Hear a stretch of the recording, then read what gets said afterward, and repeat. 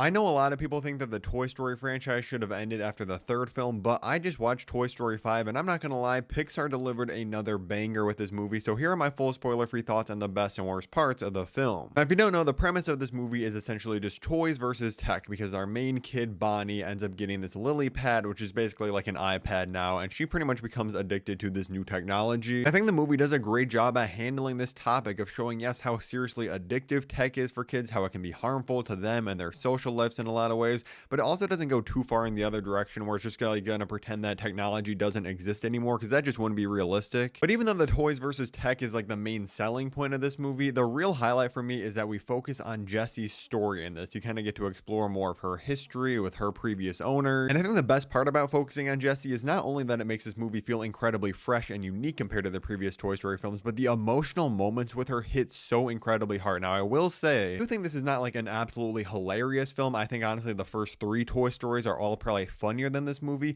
but that's not to mean that this movie is bad. It still has a lot of really funny moments and gags. There's a particular subplot with Buzz Lightyear that you'll know what I'm talking about if you've seen the movie, that I found absolutely hilarious, even though it's just very random for most of the film. And there are still some really funny jokes, particularly Conan O'Brien's new character, Smarty Pants. He's this older piece of like potty training technology that's also kind of been forgotten. So not only does that make an interesting dynamic for Jessie to see like, oh wait, there's other versions of tech that have also been left behind, just like toys are being left behind, but just because it's Conan O'Brien, half the lines this character says are absolutely hilarious, not even because the lines themselves, just the voice Conan's doing, it just makes it work so well. I also really want to highlight how amazing the animation and visuals of this movie actually look. Like, I know it's like a given at this point, everybody knows what Pixar movies look like, and I know a lot of people are kind of tired of that Pixar style, but I think we need to take a second and appreciate, like, compared to the first Toy Story film that still looks good, but it is obviously dated, this movie really does look incredible. There are so many gorgeous shots in this. Another great thing that this movie does is kind of retroactively, it makes me enjoy Toy Story 4 a little bit more. I think the way they handle Woody in this film,